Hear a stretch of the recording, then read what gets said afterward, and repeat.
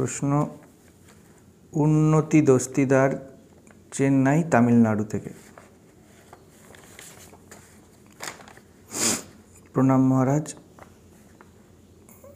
স্বামীজি বলেছেন, পুরনো ধর্ম বলছে যে ঈশ্বরে বিশ্বাস করে না সে নাস্তিক, কিন্তু বর্তমান ধর্ম বলছে যে নিজেকে বিশ্বাস করে না সে নাস্তিক।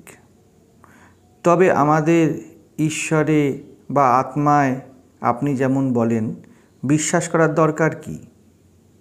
নিজের উপরে কনফিডেন্স থাকলেই তো হলো। এই দুটো ব্যাপার কি একটু বুঝিয়ে দিন।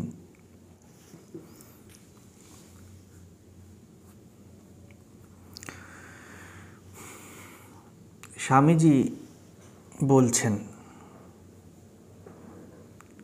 তিনি জীবনের পুরো খাতাটা খুলে তার প্রত্যেকটা লাইন, সেই লাইনের মধ্যে লুকিয়ে থাকা প্রত্যেকটা অনুভূতিকে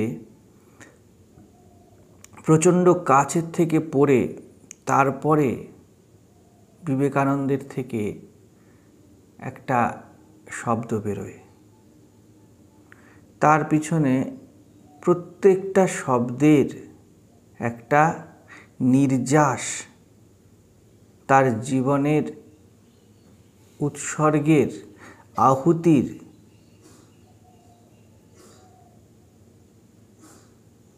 যে মূল বিষয়বস্তু তা শামিল আছে। কিন্তু পড়ছি কে? আমরা পড়ছি।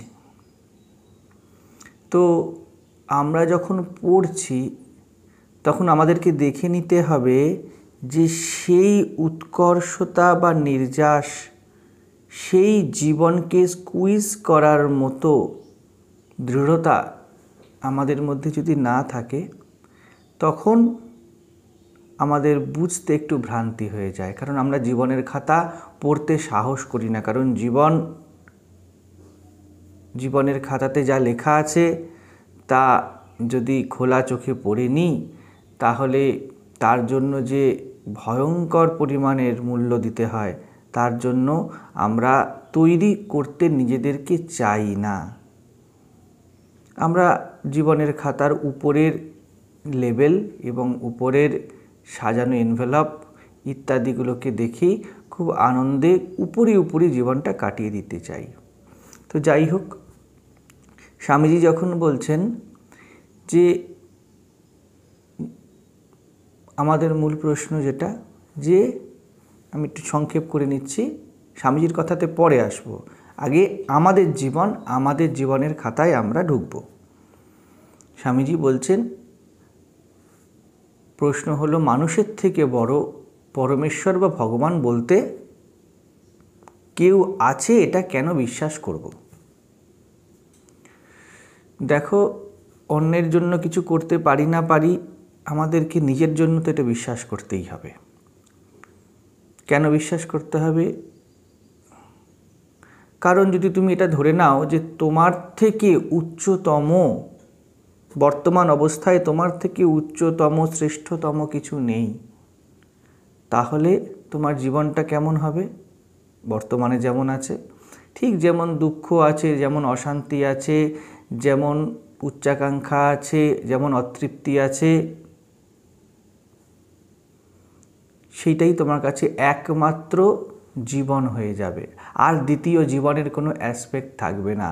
যদি কেউ নিজেতেই পূর্ণ থাকতে পারে, নিজেতেই তৃপ্ত থাকতে পারে, তাহলে শাস্ত্র, গুরু, আধ্যাত্মিকতা, মহাপুরুষ, জীবন দর্শন, এগুলো তার জন্য কোনো কিছুই প্রয়োজন নেই। যদি কেউ তার নিজের বর্তমানে সন্তুষ্ট থাকে, পূর্ণ থাকে, তৃপ্ত থাকে, শান্ত থাকে, যদি চেতনা মৌন থাকে, কোনো ভগবান বা পরমাত্মার কোনো কনসেপ্ট তার জন্য নয়, তার প্রয়োজনীয়তা নেই। যে পূর্ণ সে নিজেই ভগবান, যে বর্তমানে তৃপ্ত সে নিজেই পরমেশ্বর, যে নিজের বর্তমান অবস্থায় সম্পূর্ণ সন্তুষ্ট থাকে, তার থেকে বড় ঈশ্বর আর কি হতে পারে? ঈশ্বরের কনসেপ্ট আর তার জন্য নয়। ঠিক যেমন আমি আছি এটা বোঝার জন্য আর কিছুর দরকার পড়ে না, যে পূর্ণ তার জন্য বাইরে কোনো পরমাত্মা বা ভগবানের সিদ্ধান্ত বা অবধারণার কোনো প্রয়োজন পড়ে না।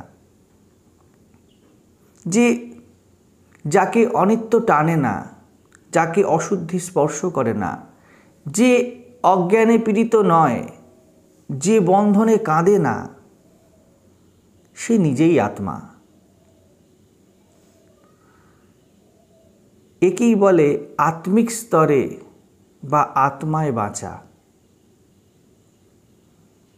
এদেরকেই মানুষ মহাপুরুষ, অবতার, ব্রহ্মজ্ঞ, আত্মবিদ, ব্রহ্মবিদ ইত্যাদি অভিধা দিয়েছে।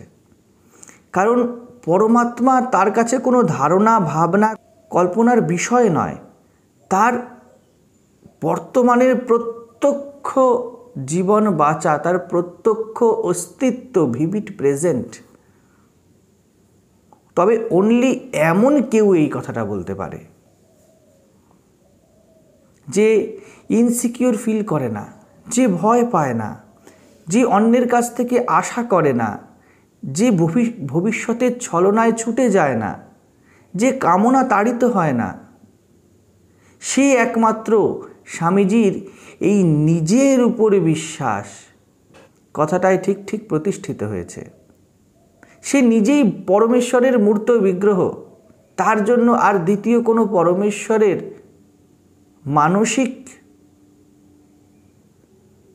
ধারণাকে ক্যারি আউট করার কোনো প্রয়োজন পড়ে না। কিন্তু সাধারণ মানুষ আমরা যারা আছি তারা তো এইভাবে জীবন কাটাচ্ছি না। আমরা ভয়েতে আছি, আমরা অসুরক্ষায় ভুগি, আমরা দুশ্চিন্তায় ভুগি। যে এইরমভাবে জীবন কাটায় তাকে বলতেই হবে, এখন তার কাছেই প্রশ্ন ছুড়ে দিতে হবে যে সত্যিই কি সে এইভাবে থাকতে চায়? সত্যিই কি সে এইভাবে থাকতে তৃপ্ত? কেউ এমন কি আছে যে অসন্তুষ্ট নয়? কেউ এমন কি আছে যার কামনা নেই, যার অতৃপ্তি নেই? ভগবান তো পূর্ণ। তো যা পূর্ণ তা অন্য কিছুকে আবার জানবেই বা কী করে? জানতে গেলে দুই চাই, কামনা করতে গেলেও দুই চাই। অনলি পূর্ণই বলতে পারে যে অপূর্ণতা বলে কিছু নেই। অন্য সত্যই বলতে পারে যে মিথ্যা বলে কিছু নেই। অনলি জ্ঞানই বলতে পারে যে অজ্ঞান বলে কিছু নেই। সন্তোষ বলতে পারে যে অসন্তোষ বলে কিছু নেই। কিন্তু মিথ্যা, অজ্ঞান, অসন্তোষ এই কথা বলতে পারে না। একটা মীরার ভজনে বলা হয়েছে, দর্দ কে মারে বন বন ডোলু, দর্দি না মিলিয়া কোয়ে। যে যন্ত্রণায় কাতর সে কি বলতে পারে যে দরদি নেই? হ্যাঁ, যার জীবনে কোনো যন্ত্রণা নেই সেই কথা বলতে পারে একমাত্র। কবির একটা গানেতে সুন্দরভাবে বুঝিয়েছেন, मन मस्त हुआ अब क्यों बोले, हल्की थी तब चढ़ी तराजू, पूर्ण भयो अब क्यों तोले। এটা শুধুমাত্র কবির বলতে পারবে। কারণ যার মন মস্ত হয়ে গিয়েছে, যে মস্তান হয়ে গিয়েছে, তার জন্য আর দুঃখ নেই। একমাত্র সে বলতে পারে পূর্ণ ভয় আব কিউ তোলে। যে পূর্ণ হয়ে গিয়েছে সে আর জগতে কোনো জিনিসের তুলনা করে না। তো আমাদের যদি সেই অবস্থা হয় যে আমরা জগতে তুলনাহীন হয়ে গিয়েছি, আমরা জগতে কম্প্যারিজন রহিত হয়ে গিয়েছি, কোনো কিছুর সাথে আমি নিজেকে তুলনা করি না, তাহলে আমি বলতে পারবো যে আমার থেকে শ্রেষ্ঠ বা আর আমার থেকে উন্নততর, উচ্চতর কিছু নেই। কিন্তু যে চাইছে, যে দিনরাত কাঁদছে, যে কিছু না কিছু খুঁজছে, সে কি করে এই কথা বলবে যে তাকে দেওয়ার কেউ নেই, তার চোখের জল মোছানোর আর কেউ নেই, আর কিছু পাওয়ার কেউ নেই, সে যদি নিজেকে এইভাবে বলে এই অবস্থাতে থেকে, তাহলে সে নিজেকে ধোঁকা দিচ্ছে, নিজেকে বোকা বানানো হচ্ছে। একে বলা হয় আত্মপ্রতারণা। ঈশ্বর, ভগবান, পরমাত্মা, ব্রহ্ম, তুমি যাই বলো, বাইরে বিশ্বাস করার বিষয় নয়। তোমারই সর্বোত্তম, তোমারই মোস্ট ডিজায়ার্ড কোনো উচ্চতম একক, যেই একক তোমার থেকে ভিন্ন সম্পূর্ণরূপে, একদমই তোমার মতো নয়, স্বামীজি তার কথা বলতে চেয়েছেন। যেমন সত্য, আমি কীরকম, আমরা কনস্ট্যান্ট পরিবর্তনশীল। কালকে আমার মন কি আছে, আজকে তা নেই। কালকে একটা বিষয় নিয়ে আমি যা ভাবনা করি, আজকে সেরকম থাকি না। কালকে আমার শরীরের যা গ্রোথ ছিল, আজকে আমার তা নয়। 5 বছর আগে দেখতে আমি যেমন ছিলাম, আমি সেই রকম নয়। এইরকম যে পরিবর্তনশীল, তার তো সত্যের চাহিদা থাকবেই, কিন্তু সত্য তার থেকে সম্পূর্ণ ভিন্ন। কারণ এই হলো আমাদের জীবন, কনস্ট্যান্ট আমরা বদলে যাচ্ছি। আমাদের সাথে যে এক হয়ে আছে জিনিসটা বদলে যাচ্ছে, আমরা যেগুলির সাথে তাদাত্ম্য রেখেছি তা সম্পূর্ণ বারবার বদলে যাচ্ছে, এবং তার সাথে আমরা বোকা হয়ে যাচ্ছি। তো সত্য আমাদের মতো একদমই নয়, আমাদের বুদ্ধিগম্য বিষয় নয়, কিন্তু সত্যের চাহিদা তো আছে। আমরা কনস্ট্যান্ট অপূর্ণত্বে ভুগছি, যাই পাচ্ছি তাই যেন আমাকে ছেড়ে ছেড়ে চলে যাচ্ছে, সে তার রূপ বদলাচ্ছে, সে যা দাবি করছে সেই দাবি সে মেটাতে পারছে না। তো আমরা কেউ পূর্ণ নই, কিন্তু এই কথা কি বলতে পারি ভিতরে দাবি নেই যে এমন কিছু জীবনে আসুক যা আসলে আমার অপূর্ণতা মিটে যাক? কিন্তু এই পূর্ণত্ব আমার মতো পদার্থ নয়, আমার থেকে শ্রেষ্ঠতম কিছু। আমরা সবসময় দেখছো না, ছোট্ট বাচ্চা থেকে শুরু করে আমরা সব কিছু জানতে চাই, ওইদিকে কি হলো রে, কি হচ্ছে, পেপারে কি আছে, জগতে কি চলছে, এই রকম আমরা। তাই আমরা কি এই কথা অস্বীকার করতে পারি আমাদের ভিতরে জানা স্পৃহা নেই? জানা স্পৃহা আছে, এর কারণই হলো আমার মধ্যে অজ্ঞান আছে, আমার মধ্যে না জানার ভাব আছে। কিন্তু জানা বা জ্ঞান এর থেকে সম্পূর্ণ আলাদা একক, এর থেকে সম্পূর্ণ ভিন্ন। কিন্তু আমি কি এই কথা বলতে পারি যে জ্ঞান বলে কিছু নেই? ঈশ্বরে বিশ্বাস কেন? কেন? কারণ নিজের জন্য। যদি আমার থেকে শ্রেষ্ঠতম উচ্চতম কিছু না থাকে, তবে অনলি কি থাকলো? তোমার থেকে আর কিছু ভিন্ন নেই। তুমি বলছো যেইভাবে বুঝেছি আমরা আত্মবিশ্বাস, তো আত্ম বলতে তোমার এখন বর্তমানে কি আছে? তোমার অতৃপ্তি আছে, তোমার চাহিদা আছে, তোমার ভয় আছে, তোমার অসুরক্ষা আছে। তাহলে কিন্তু এটাই হাইয়েস্ট ট্রুথ হয়ে গেল, এর আর কোনো চেঞ্জ হবে না, কারণ এর থেকে বেশি কিছু নেই। যা আছে তাতে তুমি বিশ্বাসী হয়ে যাও। তো এই জগৎ তোমার জন্য শুধুমাত্র সত্য হয়ে থেকে যাবে। তোমার বর্তমান পরিস্থিতি তোমার জন্য একটা স্টিফ অবস্থান হয়ে থেকে যাবে। তুমি কেমন আছো? তুমি বিরক্ত আছো, তুমি অসন্তুষ্ট আছো, তুমি ভীত আছো, তুমি ইনসিকিওর ফিল করছো, এটার কিন্তু কোনো চেঞ্জ হবে না। তাহলে কারণ মহৎ কিছু নেই এর থেকে বেশি। তুমি বলতে চাইছো ভগবান বলে কোনো পদার্থ আর নেই, বাইরে কিছু নেই। যদি স্বামীজির কথার এই মানেই দাঁড় করানো হয়, যদি তোমাকে উঠতে হয়, যদি তোমাকে এটা বলতে হয় যে আমি আমার বর্তমানে সন্তুষ্ট নই, ইয়ে দিল মাঙ্গে মোর, আমার বেশি কিছু চাই, আমার বড় কিছু চাই, এবং এই বড় কিছু বেশি কিছু সবার চাই, ধনীরও চাই, গরিবেরও চাই। গিয়ে দেখো জগতে এই প্রকৃতির যে গতি হচ্ছে, এই গতির একমাত্র কারণ হলো আমার বড় কিছু চাই।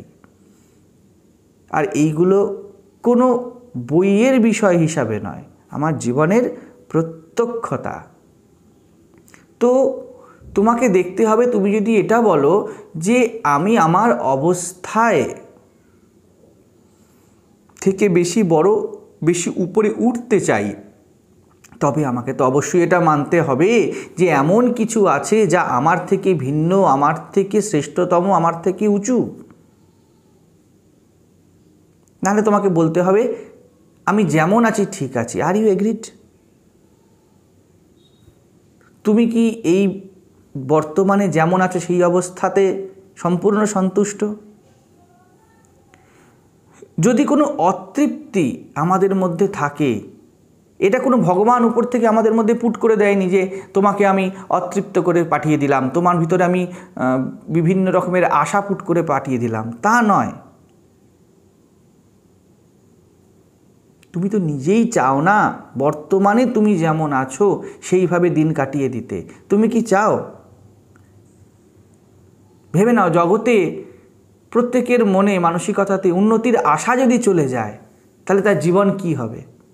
একটি মানুষও আর বাঁচতে চাইবে না, আত্মহত্যা করে ফেলবে। আমরা বেঁচে আছি কারণ কালকের আশা আছে।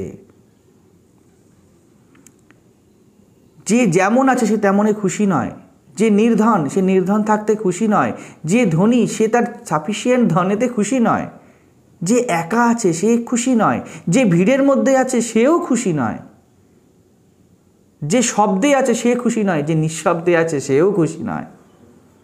তবে কিসে খুশি? তুমি খুশি নাও কেন? কে বলেছে আমি খুশি নই? তুমি বলতে পারো আমি খুশি। তার প্রমাণ কি? তার ভিভিড প্রমাণ হলো তোমার মধ্যে ডিজায়ার উঠছে, তোমার মধ্যে ইচ্ছা উঠছে বারবার। তুমি যদি পূর্ণ হতে, তৃপ্ত হতে, তুমি যদি খুশি হতে, তোমার মধ্যে এই ইচ্ছা উঠতো না। তবে ইচ্ছা খারাপ জিনিস নয়, ইচ্ছা ভালো জিনিস।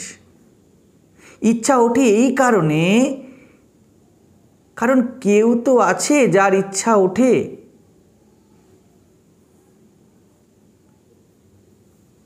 ইচ্ছা কাকে বলে? ইচ্ছা তাকে বলে, ইচ্ছা অন্য কিছু নয়, সে বলতে চাইছে যে আমার এই মুহূর্তে যা আছে তার থেকে ভিন্ন কিছু, অন্য কিছু, মহত্তর কিছু আমি চাই। একেই তো ইচ্ছা বলে। তো এটা বেকার তর্ক হয়ে যায় এবং বহু বছর ধরে এই তর্ক কনস্ট্যান্ট চলতে থাকে, এই আস্তিক বলে নাস্তিক বলে। এর মধ্যে কোনো সারবত্তা নেই। স্বামীজি বললেন ভগবান ভগবান হাঁটাও, তুমি আছো কি না বলো? কে এখানে আছে যে বলতে পারে যে আমি নেই? তুমি বলবে ঘর নেই, বাড়ি নেই, আমার বাপ নেই, মা নেই, কোনো স্তোত্র থেকে তুমি শুনেছ? কিন্তু এটা বলার জন্য তুমি আছো তো। কোনো আধ্যাত্মিক বইতে পড়েছ, কথামৃততে পড়েছ, কেউ আপন নয়। মহাপুরুষদের বাণীতে পড়েছ, কেউ আপন নয়। কিন্তু এই কথাটা বলার জন্য তুমি দাঁড়িয়ে আছো তো। তুমি যদি বলো না চিদানন্দ রূপ শিবোহম শিবোহম, আমি নেই, তো এই কথাটা কে বললো ভাই? এই আমি নেই কথাটা বলার জন্য তোমাকে থাকতে হবে। তুমি বলতেই পারো আমি ঈশ্বর মানি না। আরে ভাই, নিজেকে তো মানো। না মানো ভগবান, কোনো প্রবলেম নেই, আমাদের কোনো আপত্তি নেই। কিন্তু নিজেকে, কোন নিজেকে? যে নিজে, যে আমি দুঃখ পায়, যে আমি কাঁদে, যে আমি আঘাত পায়, যে আমি অন্যের থেকে ভালো ব্যবহার আশা করে, যে আমি অন্যের ব্যবহারে দুঃখী হয়ে যায়, যে আমিকে যদি এক্ষুনি একটা ঘুষি মারা হয় যার গাল ফুলে উঠবে, সেই আমি আছে তো। যেই আমির হাত থেকে যদি এক্ষুনি মোবাইল পড়ে যায় যার বুকটা ধক করে উঠবে, সেই আমি আছে তো। তুমি আছো তো। এটাকে কি অস্বীকার করা যায়? স্বামীজি ঠিক এই ফান্ডামেন্টাল জিনিসটাকে ধরলেন।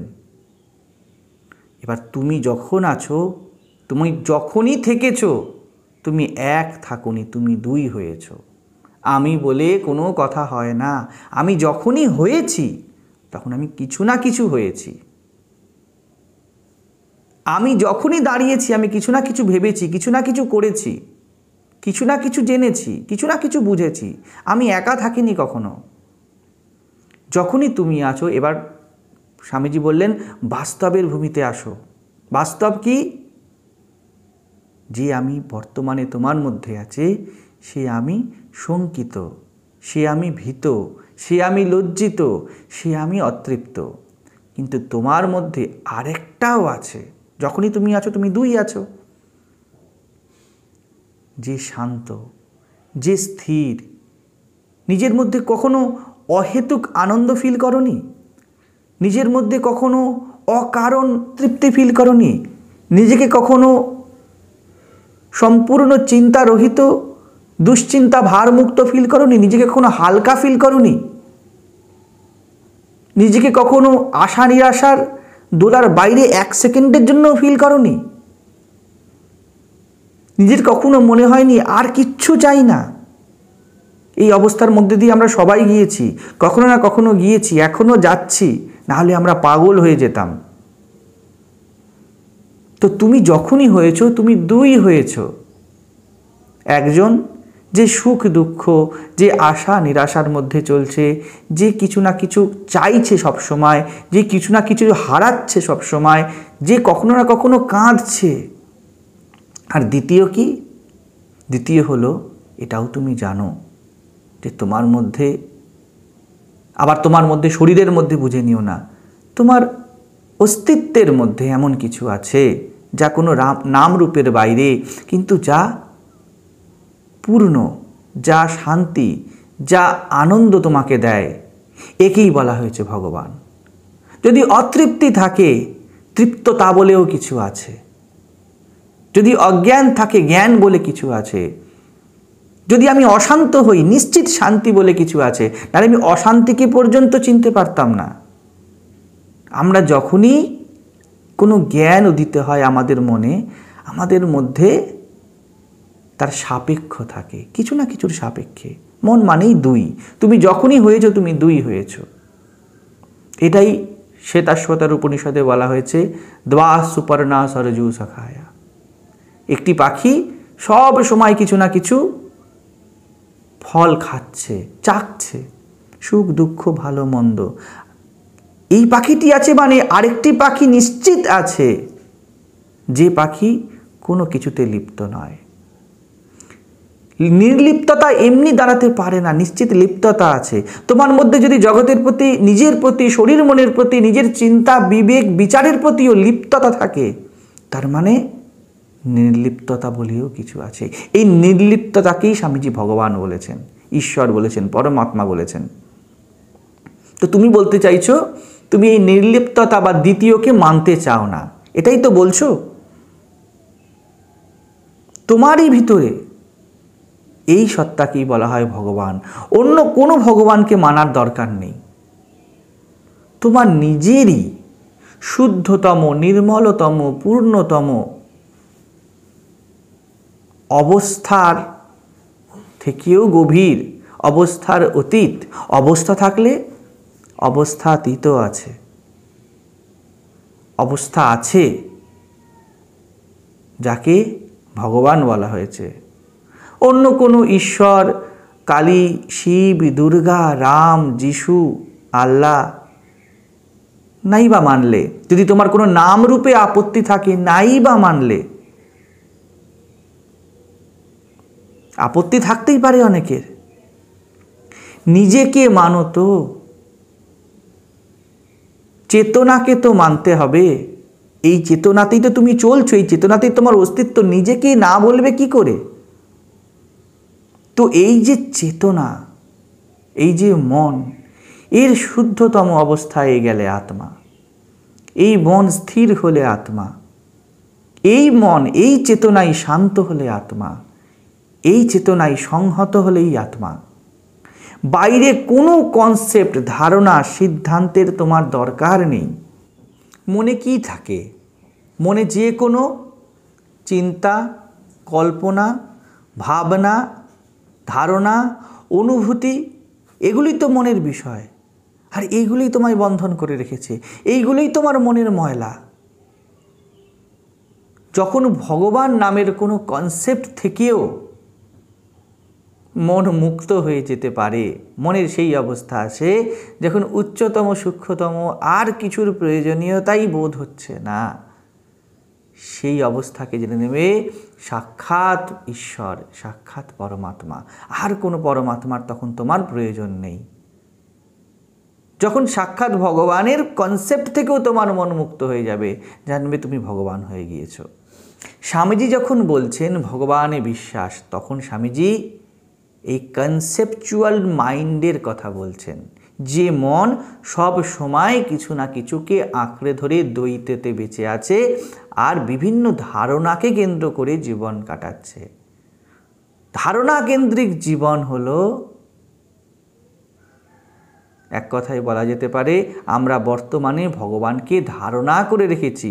তো এই ভগবানের ধারণা কেন্দ্রিত জীবন হলো স্বামীজি যেটাকে নেগেট করতে বলেছেন। আমরা যেমন জীবন কাটাই, কিভাবে কাটাচ্ছি? আমরা ভগবান বিষয়তেও বিভিন্ন কল্পকাহিনী, বিভিন্ন রকমের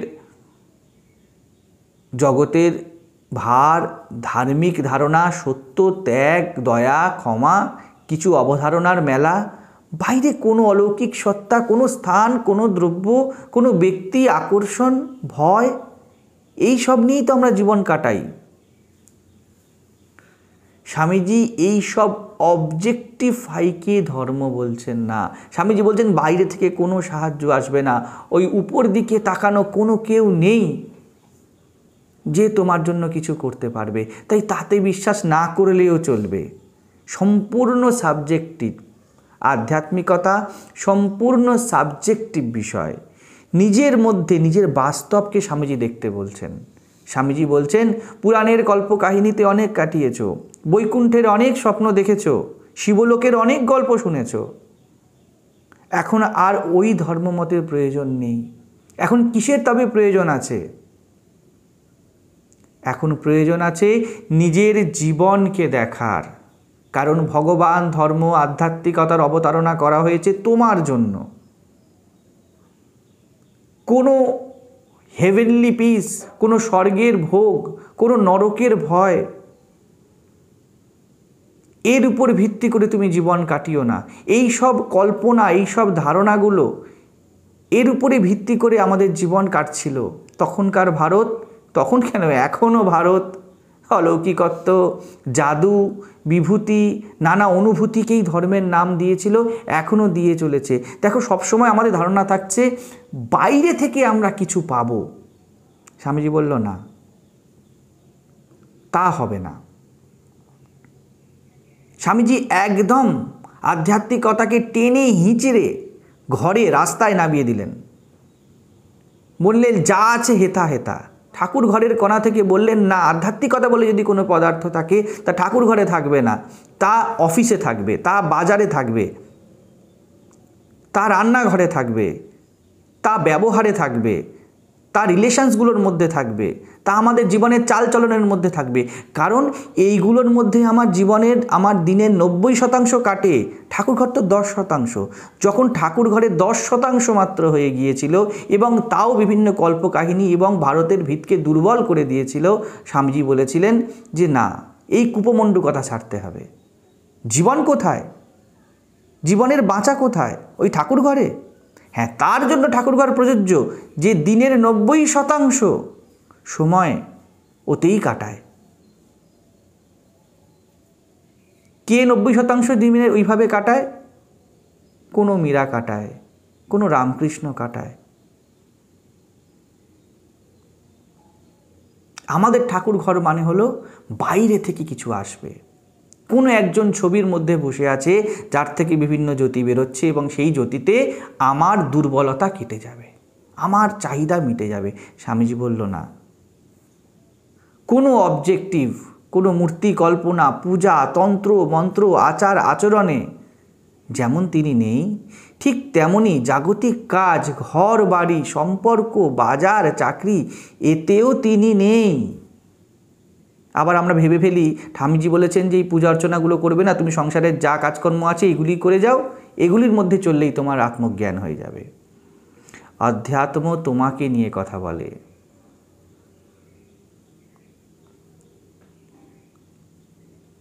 তোমার মধ্যে এমন কিছু আছে যা চাইছে, যা আশায় আছে, যা পূর্ণ হতে চায়।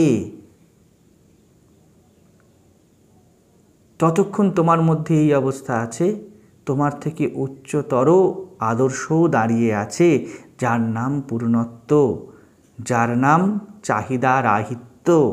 একেই বলা হয়েছে ঈশ্বর। পুরো অধ্যাত্ম তোমাকে নিয়ে, তোমার ভালো থাকাকে নিয়ে, মনের নির্মলতাকে নিয়ে, মনের ভার মুক্ত হয়ে যাওয়াকে নিয়ে, তোমার দুশ্চিন্তা মুক্ত হয়ে যাওয়া নিয়ে, তোমার হিংসা ভয় মুক্ত হয়ে যাওয়া নিয়ে। কোনো কনসেপ্ট, সিদ্ধান্ত ঈশ্বর নয়। তুমি যখনই হয়েছ, তুমি দুই হয়েছ। নিজের প্র্যাকটিক্যাল অবস্থা দেখো। স্বামীজি এইটা বলতে চাইছেন। নিশ্চিত আছে তোমার যখন যে পূর্ণত্ব, যে শান্তি, যে তৃপ্তি, যে জ্ঞান চাইছে, এটা যদি তোমার মধ্যে থেকে থাকে, তোমার মধ্যে আরেকটা অ্যাসপেক্টও আছে, তার নাম পূর্ণত্ব, তার নাম জ্ঞান, তার নাম ভার মুক্ততা। একেই ঈশ্বর বলা হয়েছে। আর এই দুটো তোমাতেই আছে। তোমাতেই মানে সম্ভাবনা, ইনফিনিট পসিবিলিটি রূপে তোমার মধ্যে আছে। তোমার এই ইনফিনিট অনন্ত সম্ভাবনাকেই অনন্ত ঈশ্বর বা পরমাত্মা বলা হয়েছে। তুমি বর্তমান অবস্থায় তা নও। একমাত্র যে বর্তমান অবস্থাতে পূর্ণ, সেই বলতে পারে যে ভগবান বলে কিছু নেই, পূর্ণত্ব বলে কিছু নেই। কিন্তু তোমার অবস্থা তো তা নয়। তো আত্মবিশ্বাসী হওয়া মানে স্বামীজি বলতে চাইছেন, আত্ম কথাটা সাবজেক্টিভ, নিজের উপর প্রযোজ্য। স্বামীজি বলতে চাইছেন বাইরে কোথাও নও। বাইরে মানে মনও কিন্তু তোমার বাইরেই। মনের যে কন্টেন্ট তা সবসময় বহির্মুখী। কারণ মন যা কিছু কালেক্ট করে তা ইন্দ্রিয়ের দ্বারা কালেক্ট করে। আর ইন্দ্রিয় কীরকম? পরাঞ্চি খানি ব্যতিনাথ স্বয়ম্ভু। ইন্দ্রিয় বাইরের দিকে দেখছে। তোমার মনের মধ্যে কি আছে? তোমার মনের মধ্যে জগৎ বিষয় অবধারণা আছে, ভগবানের কল্পনা এবং তা ভগবান বিষয়তেও বিভিন্ন অবধারণাই আছে। স্বামীজি বললেন না, এইরকম কনসেপচুয়ালাইজেশন, এইরকম মানসিক স্থিতি ঈশ্বর নয়। এমন মানসিক স্থিতির উপরে তুমি আস্থা করে জীবন কাটিও না। না জগতের উপরে বিশ্বাস করো, না তোমার কোনো ভগবান তোমাকে হেল্প করতে আসবে, এইভাবে তুমি বিশ্বাস করো। কারণ এই দুটোই অপূর্ণ, দুটোই কল্পনা মাত্র তোমার মনে। তুমি আত্মবিশ্বাসী হও, অর্থাৎ তুমি বাস্তবকে দেখো, বাইরে নিজেকে খুঁজতে যেও না। কন্টেন্ট বেসড হয়ে নিজের জীবনটা কাটিয়ে দিও না। পূর্ণত্বের, সত্যের প্রতি যে প্রত্যক্ষ চাহিদা, তাকে স্বামীজি আত্মবিশ্বাস বলেছেন।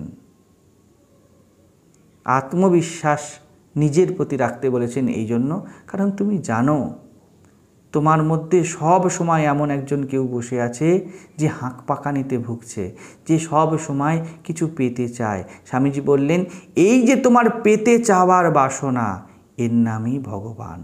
এবং এর জন্য তুমি দুরকমভাবে সাহায্য চাইছো। এক, জগতের কাছে গিয়ে তুমি বলছো কিছু দাও, আমাকে পূর্ণ করে দাও, আমাকে তৃপ্ত করে দাও। এটাই হলো তোমার জগতের প্রতি চাহিদা। আবার তুমি তোমারই মনে এমন একজন ভগবানকে বানিয়ে রেখেছো কল্পনায়, যা তোমার এই কামনারই বর্ধিত রূপ। তার কাছে গিয়ে তুমি হাত পেতে বলছো, হে ভগবান, তুমি স্বর্গে বসে আছো, তুমি আমার থেকে উপরে বসে আছো, তুমি আমাকে কিছু তৃপ্ত করে দাও। দুই অবস্থাতে মাধ্যম আলাদা হচ্ছে, কিন্তু তুমি বেস্ট হয়ে আছো কন্টেন্টের উপর, তুমি বাইরে থেকে কিছু চাইছো। স্বামীজি বলছেন না, তুমি যখনই চাওয়া ছাড়লে তখনই তুমি পূর্ণ। তুমি যখন অতৃপ্তি ছাড়লে তখনই তুমি তৃপ্ত। এই হলো আত্মবিশ্বাস, এই হলো নিজের উপরে বিশ্বাস করা। এই নয় যে বাইরে থেকে। বাইরে মানে শুধু মূর্তি, কোনো ছবি, কোনো ধর্ম, কোনো মত, তাও নয়। বাইরে মানে জগতের কোনো বিষয়ের উপর নির্ভর করে কাটাও, তাও নয়। ভিতরে, অন্তরে বলতে স্বামীজি বোঝাতে চাইছেন, যা কিছু আছে তা কন্টেন্ট নয়, তা কনসেপচুয়াল নয়, তা ধারণা বেসড নয়। তো তুমি যদি এই কথা আমরা যদি কেউ বলি যে ভগবান বলে কোনো পদার্থ নেই, তাহলে আমাদের উচ্চতমের আশা আমাদের ছাড়তে হবে, তৃপ্ত হবার আশা ছাড়তে হবে, আনন্দের আশা আমাদেরকে ছাড়তে হবে। কিন্তু আমরা কি তা পারছি? যে পারছে জেনে রাখবে তার জন্য ভগবানের প্রয়োজনীয়তা নেই, কারণ সে এখন নিজেই সাক্ষাৎ ভগবান হয়ে গিয়েছে, সে নিজেই সাক্ষাৎ পরমাত্মা হয়ে গেছে। বাকি সবার জন্যে এই কন্টেন্ট বেস কনসেপচুয়াল ভগবানকে স্বামীজি নেগেট করেছেন, বলেছেন নিজের জীবনে প্রত্যক্ষ ভগবানকে দেখো।